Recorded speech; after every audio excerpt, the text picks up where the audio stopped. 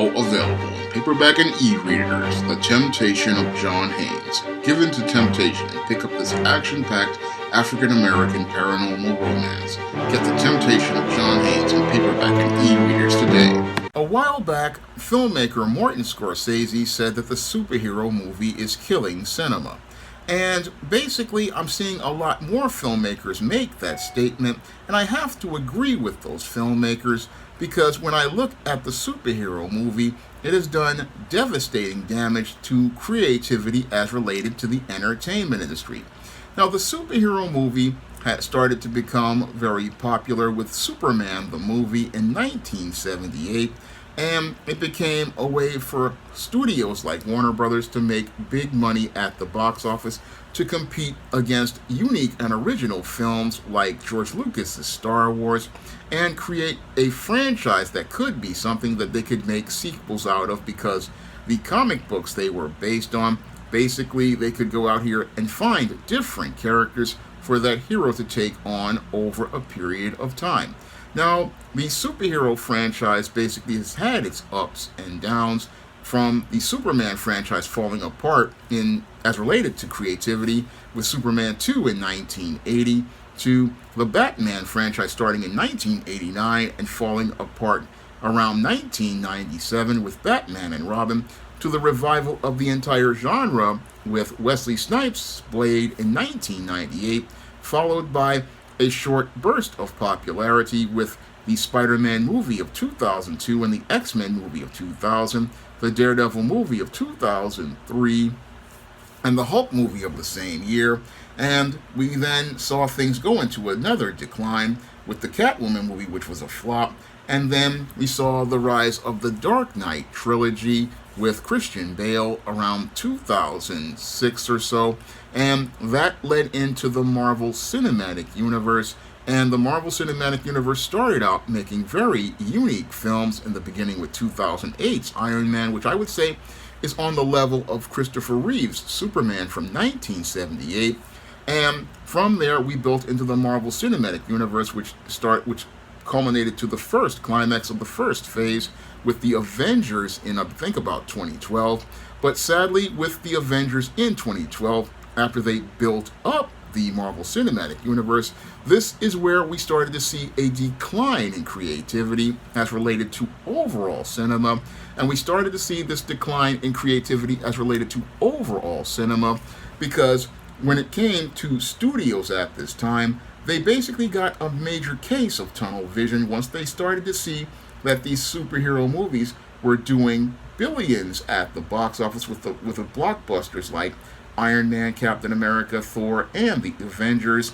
And once they started to see that they could make big box office, sadly, that's where money started to take over imagination as related to creativity. And with the rise of the superhero movie, we started to see a decline in films in other genres over the next 10 years of the 20 teens. And what we saw was a decline in studios looking to take risks in making films like dramas, making films like comedies, making films like comedy dramas, or films that really showed us slices of life.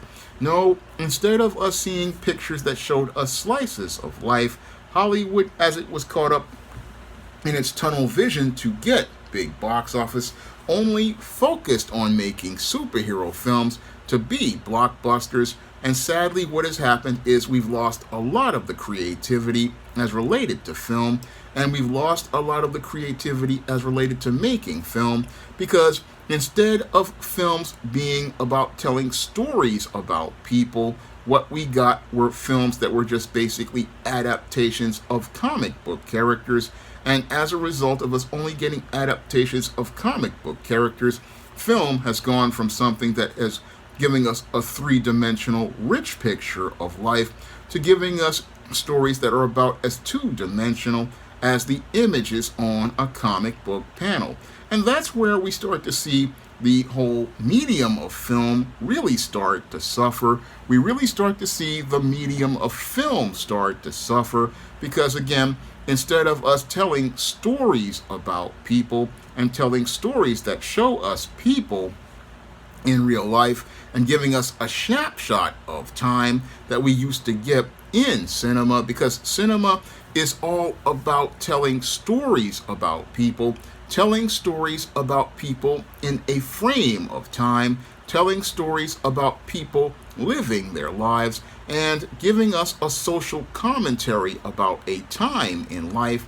That's what film is supposed to be about as related to being a medium for storytelling, but we're not getting that anymore because many Hollywood executives, they don't see stories about people as having value to things because they're so caught up in the commodification and commercialization as related to getting that big box office that their eyes are basically glazed over with greed. And as their eyes have been glazed over with greed, all they're thinking about is making that big money.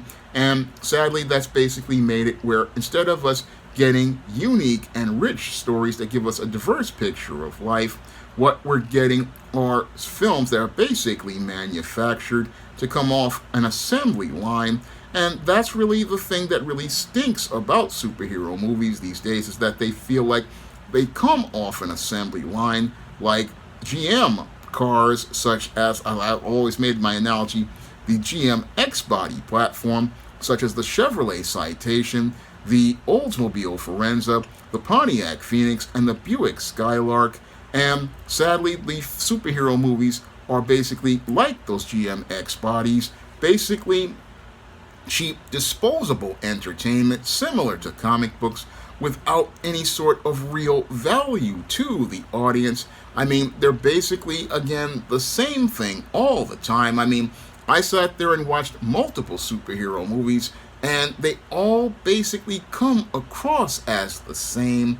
They basically come across as the same, basically the same story, whether it be a prequel, a main story, or a sequel.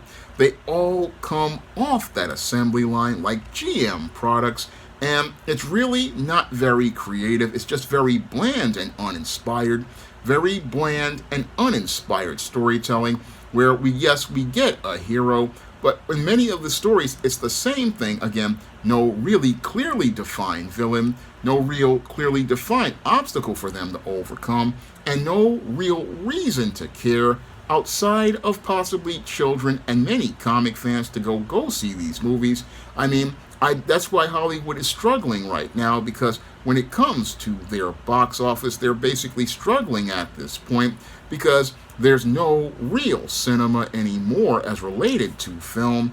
There's no real cinema anymore where we get, a year of unique stories like we got in 1994, where we got Forrest Gump, we got Pulp Fiction, we got Aladdin. I think Aladdin came another year before that, but we got so many different, and it was Lion King. We got Lion King in 94, and in 94 we got all sorts of unique films. We got all sorts of films for people to watch. I mean, back in those days, we got, again, action, you got comedy, you got drama, and you got to see different films. And I'll even go back as far as 2011 or so, when the Dark Knight trilogy was getting ready to wrap up. I mean, you got a comedy like Bad Teacher, and again, not really the greatest movie with Cameron Diaz, but it was a fun movie that, again, showed us life of teachers. And again, we got different kind of movies, but with Hollywood these days, you don't get that variety.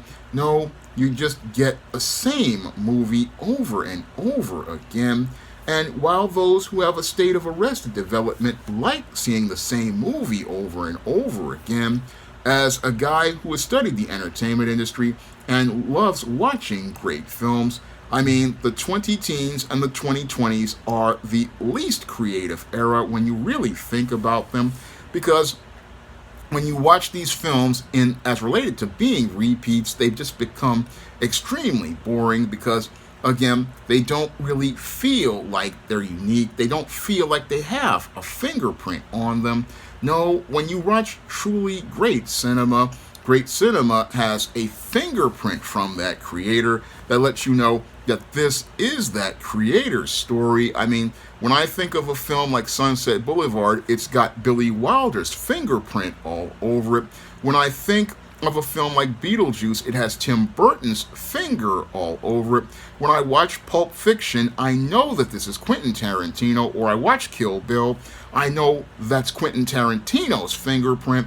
I mean, these directors, you can just know their fingerprints by the way they write their characters, the way their scenes move, the way their characters behave. I mean, I'll even go on to talk about films like The Godfather. Again, great film. Saturday Night Fever. Again, you can feel the fingerprints of people, even like the legendary John Hughes and all of his teenage films like 16 Candles and other films like Some Kind of Wonderful. They all have a touch as related to those filmmakers that make them cinema, that make them come alive. That's what great cinema does. I mean, it just tells you a story and tells you a story from that creator, from their perspective, and they tell their story in moving pictures and it comes alive. That's what's really great about cinema. We can get to see different pictures of life, and that was what going to the movies was all about as I was growing up in the 70s and the 80s and even the 90s. But around the 2000s, we started to see just this rot as related to creativity come in that stifled creativity and imagination. This, combined with the Telecom Act of 1996, took all the joy out of cinema, and took the joy out because instead of us being able to see those unique stories from those unique filmmakers that I mentioned, and people like John Singleton, people like the Hudlin brothers, people like Spike Lee. Again, these filmmakers go out here and they put fingerprints as related to their style, put fingerprints as related to their visuals, and we don't have that anymore with these superhero movies. No, you might have people saying, oh, the guys who make the Captain America Civil War, those brothers, they are unique, but I don't really see it at all. No, with Marvel Cinematic Universe movies, it doesn't matter what director makes them, they all feel the same, and again, feel the same, and that's not really anything special that gets you excited to say, hey, I want to go see that movie. No, what gets people to get excited about going to see a movie is going to see different people telling different stories about life, giving us a richer, diverse picture of life.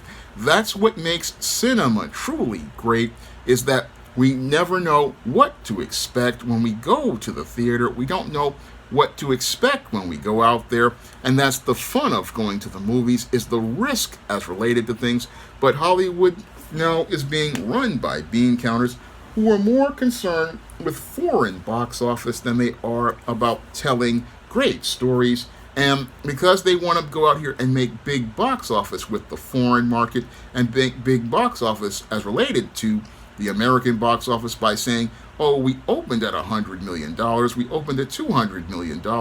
Well, that's just, yeah, you made some money, but the thing is you're not really making money in proportion to cost, because these films cost more and more. And sadly, as they cost more and more, they're costing us imagination, they're costing us creativity, they're costing us as related to sharing the human experience, and sharing the human experience because, again, a superhero is just an exaggeration of a person, not a human being, not a human being that allows us to really, have somebody we relate to or identify with as a person to say, hey, that's me, hey, that's my experience, hey, that's me and the things that I deal with in life. And that was one of the things that people really loved about watching older movies, is that you get to see people being people.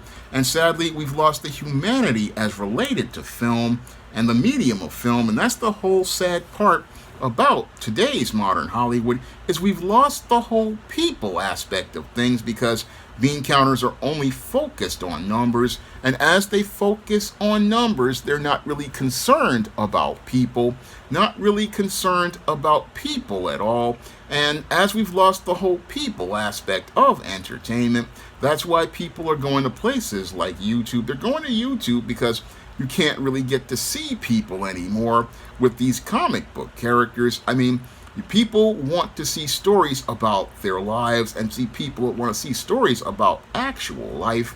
I mean, that's what I'm I want to see these days, because again, I've been a comic fan since I was about 4 years old, and I loved seeing superhero movies to a point, but there comes a point where you need some moderation, and this is something Hollywood doesn't understand, because as you get tunnel vision, you think if you flood the market with the same kind of products over and over again, you'll make more money. But the whole thing is what made the superhero movie unique and distinct is no longer distinct anymore, and these films are nothing special anymore. And that basically fails to answer the critical question a screenwriter like myself has to answer, and that is, why should we care? I mean, it's hard to care about the whole movie experience, and that's why movie theaters are closing down all across the country. Movie theaters are closing down all across the country, not just because of the pandemic, but because there's nothing special at the theater, nothing special outside of men and women in spandex. I mean, nothing special here to make you care, nothing special as related to a person we can connect with as a person and see their life come to life, like Marty Paletti in Marty, or Tony Manero in Saturday Night Fever. I mean, people want to see people like themselves, because not everybody's a comic fan out here. This is something I understand. I understand not everybody is a comic fan, and people want to see a story about someone like themselves, or a unique story about people that tells us about the human experience and the human condition and people relating to each other. That's what is conveyed in great film. That's what's conveyed in stories that resonate with people regardless of race or gender or sexual orientation. A truly great story that basically resonates with you. I mean, we don't get those kinds of film anymore, and it's a shame, because everybody is capes and tights, or they're kids' movies.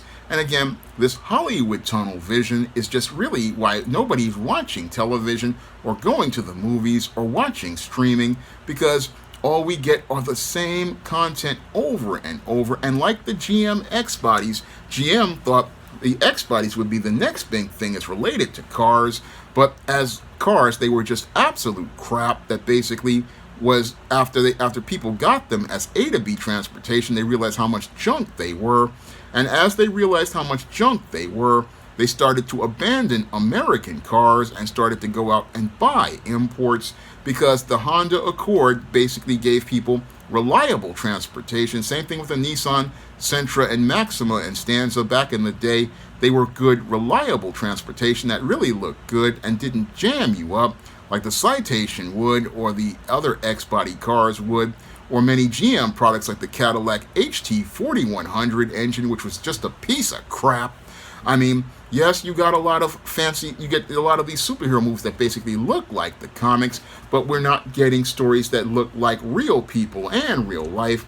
And that's the sad part, is that I have to sadly agree with Martin Scorsese and Quentin Tarantino and many filmmakers that we're not getting cinema, and cinema is dying. Cinema is dying because we don't have filmmakers out here telling their stories. Like, I grew up with the 80s with people like Robert Townsend and Spike Lee and the Hudlin brothers, who gave us a beautiful picture, and John Singleton gave us a beautiful picture of black life. I mean, we're not getting those stories anymore, and it's a shame. Not getting those stories anymore, and it's just really sad.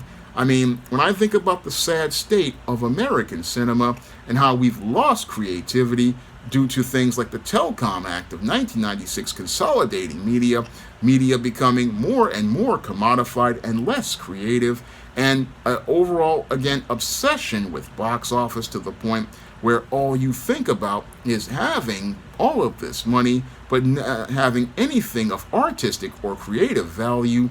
That's what really saddens me about the state of American cinema, is that we don't think about the artistic value of things like really compelling storytelling, don't really think about things that are a part of the art of storytelling, such as storytelling techniques such as foreshadowing, symbolism, irony, and different story points. No, we don't think about putting these story points in stories, or even think about character transformation arcs, because again, when I think about the whole character of Tony Stark in the first Iron Man, we got a great character transformation arc with that character, as he grew from a disconnected executive who was detached from life to becoming a human being who was connected to protecting and preserving the lives of people, to the caricature we got in Avengers Endgame, who was basically wielding these infinity gems in a godlike way, but never really understanding anything about the human condition that we got in the first Iron Man.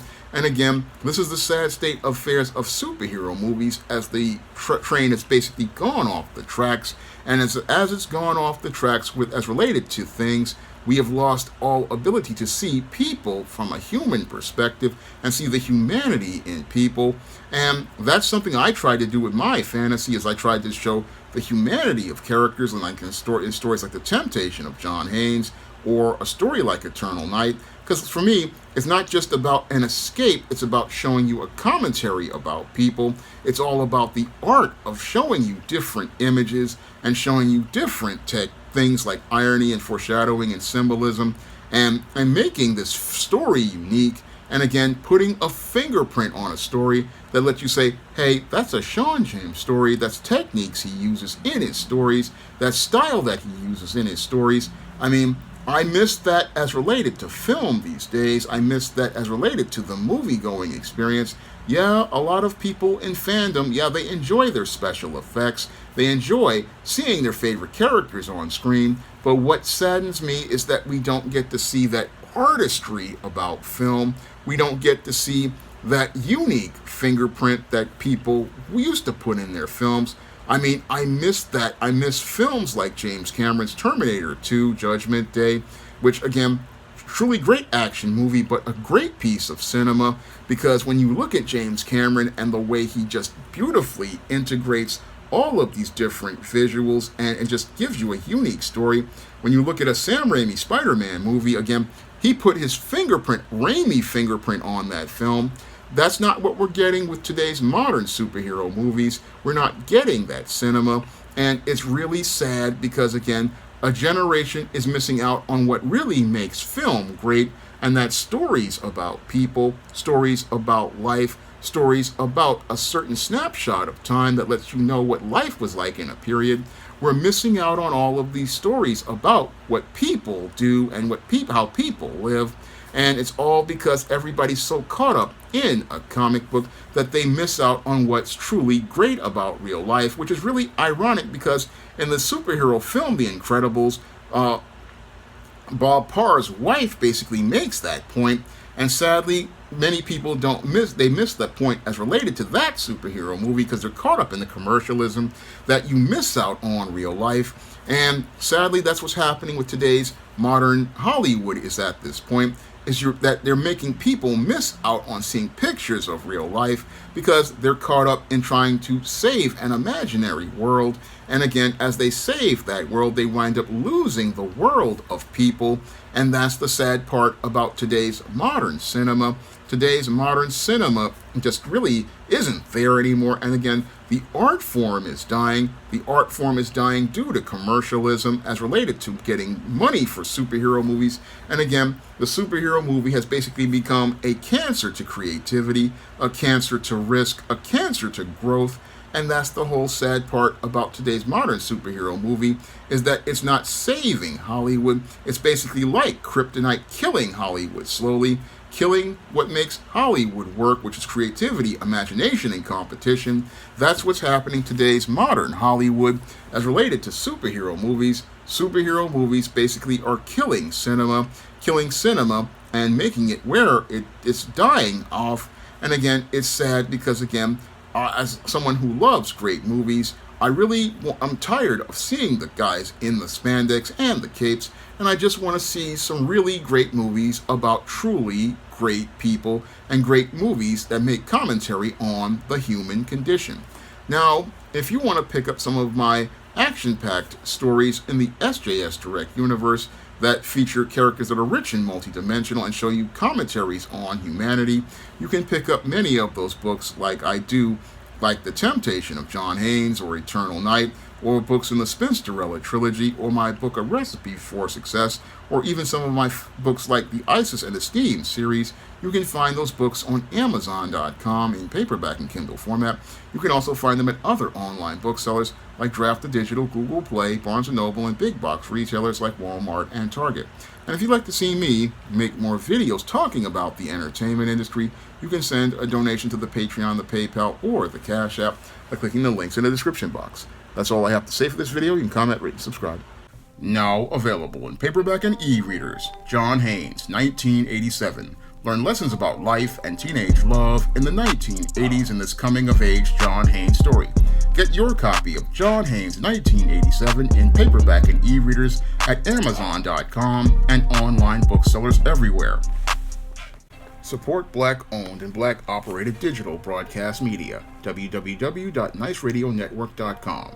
Nice Radio Network, broadcasting 24 hours a day, 7 days a week.